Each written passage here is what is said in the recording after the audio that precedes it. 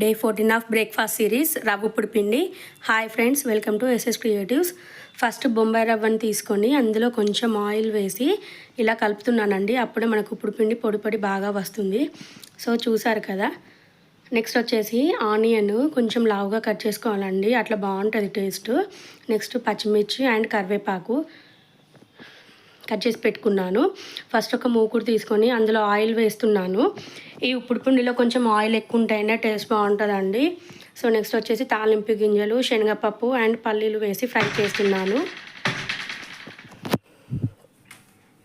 పల్లీలు ఫ్రై అయ్యేంత వరకు మనం మంచిగా ఫ్రై చేసుకోవాలి. నెక్స్ట్ వచ్చేసి కట్ చేసి పెట్టుకున్న ఆనియన్, పచ్చిమిర్చి, కరివేపాకు అన్నీ వేస్తున్నాను. ఈ ఆనియన్ అనేది మంచిగా మగ్గేంత వరకు ఫ్రై చేసుకోవాలి. సో ఏంటంటే లావుగా కట్ చేసుకున్నాం కాబట్టి కొద్దిగా టైం అనేది ఎక్కువనే పడుతుంది. సో అది ఫ్రై అయ్యేంత వరకు ఫ్రై చేసుకుందాము. నెక్స్ట్ వాటర్ వచ్చేసి 1 గ్లాస్ రవ్వకి 1 గ్లాస్ వాటర్ అనేది తీసుకున్నానండి.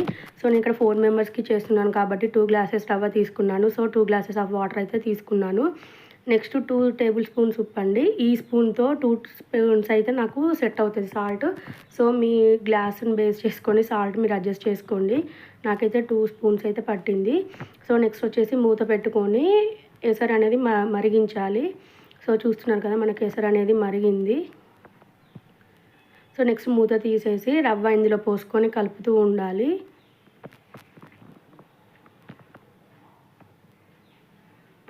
సో చూస్తున్నారు కదా ఫ్రెండ్స్, ప్రాసెస్ అనేది కొంచెం ఇది టైం పడుతుంది అండ్ కలుపుతూనే ఉండాలి.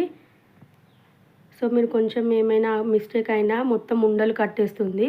సో చూస్తున్నారు కదా, ఇది మీడియం ఫ్లేమ్లో పెట్టి మంచిగా కలుపుతూ ఉండాలి. కలపడం అయితే బాగా పడుతుంది దీనికి. కొంచెం మీరు ఎమరపాటుగా ఉన్న అడుగు పట్టేస్తుంది. సో చూస్తున్నారు కదా, ఇలా కలబెడుతూనే ఉండాలి.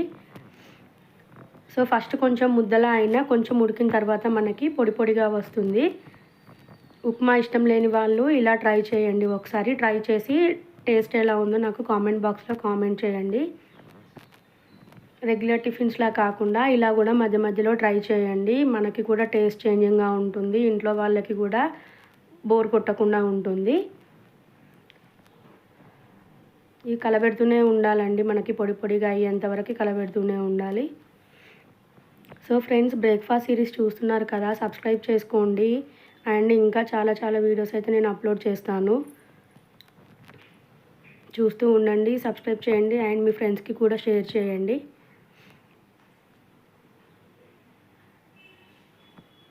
సో చూస్తున్నారు కదా, మనకి ఇక్కడ ఉప్పుడు పిండి అయితే కొంచెం కొంచెం రవ్వ రవ్వలుగా అవుతుంది.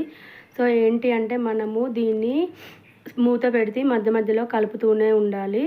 సో చూస్తున్నారు కదా, మనకి ఉప్పుడు పిండి అయితే పొడి పొడి అయిపోతుంది. మనకి ఏమైనా గడ్డల్లాగా అనిపిస్తే ఇలా చిదుపుకోవాలి. చిదుపుకుంటే కూడా మనకి కొంచెం పొడి పొడి వస్తుంది. సో మన రవ్వ ఉప్పుడు పిండి అయితే రెడీ అయినట్టే ఫ్రెండ్స్. కాకపోతే మీ సిమ్ములో పెట్టుకొని మూత పెట్టి మగ్గించడం వల్ల మనకి ఇంకా ఏమైనా కొంచెం తడి అట్లాంటిది ఉన్నా కూడా డ్రై అయిపోతుంది. ఫ్రెండ్స్, మీలో ఎవరైనా రవ్వ ఉప్పుడు పిండి చేస్తారా? కింద కామెంట్ బాక్స్లో కామెంట్ చేయండి. సో దీనికి ఏంటంటే కాంబినేషన్లో ఊరబెట్టిన నిమ్మకాయ అయినా లేదంటే నిమ్మకాయ అయినా పైనుంచి స్క్వీజ్ చేసుకొని తినచ్చు. టేస్ట్ చాలా బాగుంటుంది.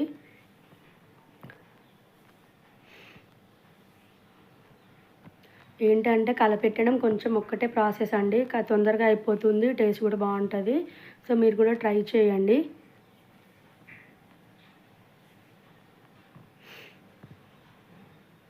సో చూసిండ్రు కదా ఫ్రెండ్స్, మన రవ్వ ఉప్పుడు పిండి అయితే రెడీ అయిపోయింది. మీరు కూడా మీ ఇంట్లో ట్రై చేసి మీ ఇంట్లో వాళ్ళకి పెట్టండి. అండ్ టేస్ట్ ఎలా వచ్చిందో కూడా నాకు కామెంట్ బాక్స్లో కామెంట్ చేయండి. సో ఒక 2 మినిట్స్ మూత పెట్టుకొని ఉండనిచ్చి తర్వాత సర్వ్ చేయండి. మన వేడి వేడి రవ్వ ఉప్పుడు పిండి అనేది ready friends. Thank you for watching.